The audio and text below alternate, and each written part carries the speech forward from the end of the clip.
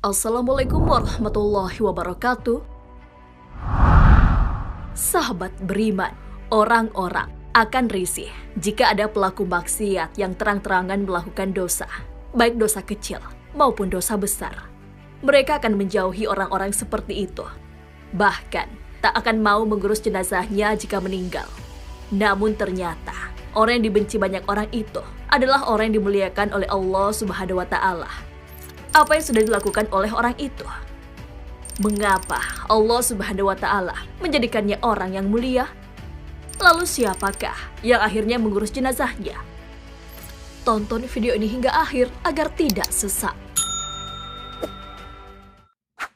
Allah Subhanahu wa Ta'ala adalah zat yang maha pengasih lagi maha penyayang. Tak hanya itu, Allah Subhanahu wa Ta'ala juga adalah yang maha pengampun, sehingga jika ada hambanya yang bertaubat dengan sungguh-sungguh akan diampuni. Bahkan, aib-aib hambanya ditutupi, sehingga manusia lain tak akan mengetahuinya.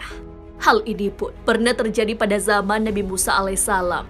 Kisah ini diabadikan Ibnu Qudamah dalam kitab At-Tawwabin. Saat itu, terjadi kemarau panjang. Hal ini membuat orang-orang kesulitan. Allah Subhanahu wa Ta'ala pun memerintahkan kepada Nabi Musa alaihissalam untuk mengumpulkan kaumnya di sebuah ladang untuk berdoa kepada Allah Subhanahu wa Ta'ala agar hujan diturunkan. Ternyata ada satu orang di antara kerumunan itu yang tidak meminta ampunan kepada Allah Subhanahu wa Ta'ala.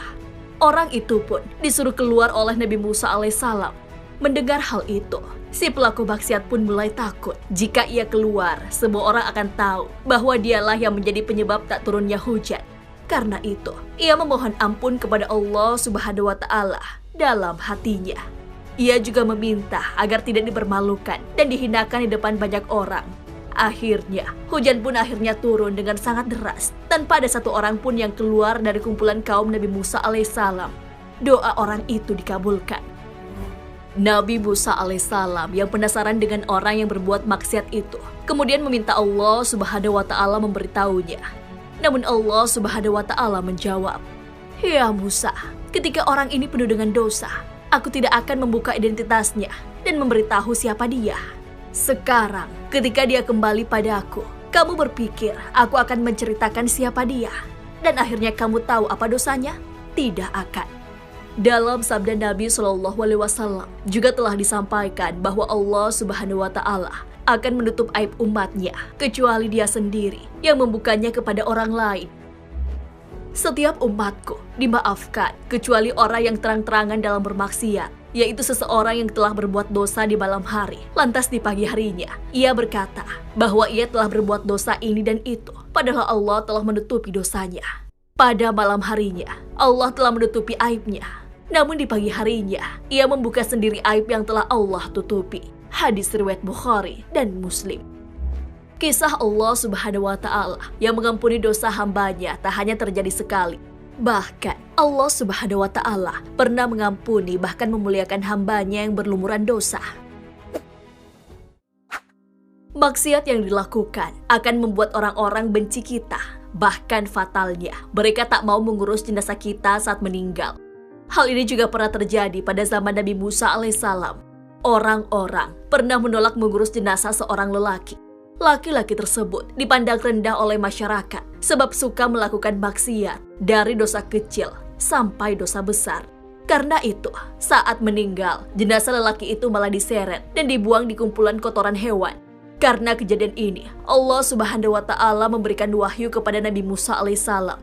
"Hai Musa, di kampung Fulan ada seorang laki-laki meninggal dunia, sedang ia dibuang pada tumpukan kotoran hewan. Masyarakat tidak ada yang memandikan, mengafani, dan menguburkannya. Padahal yang mati itu adalah satu di antara kekasihku.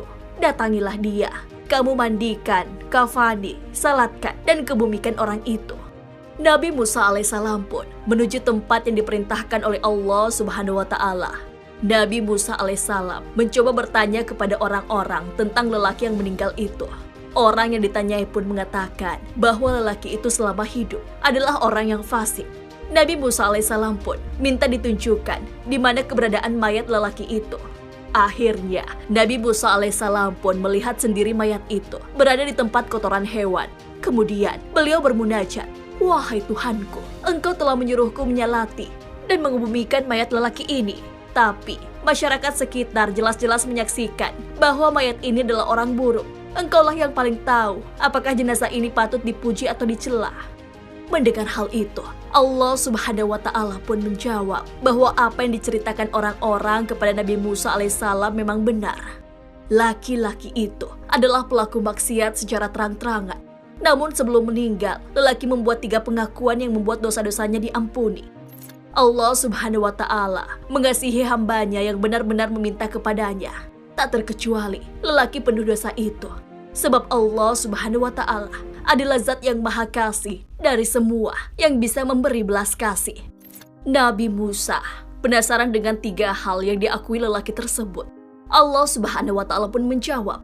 Pertama, sebelum lelaki itu wafat, ia berkata, "Ya Tuhan, Engkau maha tahu tentang kepribadianku. Aku adalah pelaku aneka macam maksiat. Meski begitu, hatiku begitu benci terhadap kemaksiatan. Aku melakukan maksiat karena dorongan hawa nafsuku yang membara. Aku tidak kuat mengendalikannya, sehingga aku terjerumus melakukan maksiat. Selain itu, teman-teman serta lingkunganku yang buruk, pengaruh godaan iblis, semuanya menjadikan aku jatuh ke lembah kemaksiatan. Sungguh, Engkau mengetahui tentang diriku ini atas apa yang telah aku adukan. Maka ampunilah hambamu ini." Hal kedua yang dikatakan oleh lelaki itu ialah pengakuan bahwa ia memang adalah pelaku maksiat. Ia adalah golongan orang-orang fasik. Namun, ia juga mengakui bahwa ia lebih suka berteman dengan orang yang saleh. Lelaki itu sebenarnya lebih suka duduk bersama dengan orang saleh dibandingkan hidup bersama dengan pendosa. Lelaki itu menyukai orang saleh sebab mereka tahu menjauhkan diri dari gemerlapnya dunia. Hal ketiga yang diakui oleh lelaki pelaku maksiat itu adalah ia mendahulukan kepentingan orang soleh dibandingkan si pendosa.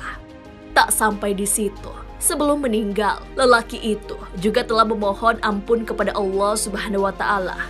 Hal ini diabadikan dalam riwayat Wahab bin Munabbah.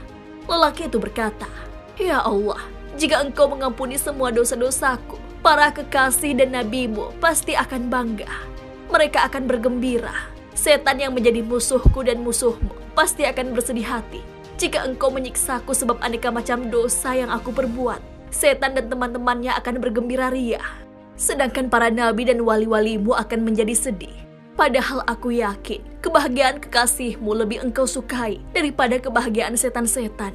Ampunilah dosaku Tuhan. Engkau sangat tahu atas apa yang aku sampaikan. Berikan aku belas kasih-Mu." Allah Subhanahu wa Ta'ala pun mengampuni dosa hambanya yang telah bertaubat itu. Karenanya, Nabi Musa alaihissalam diperintahkan untuk mengunjungi sang lelaki.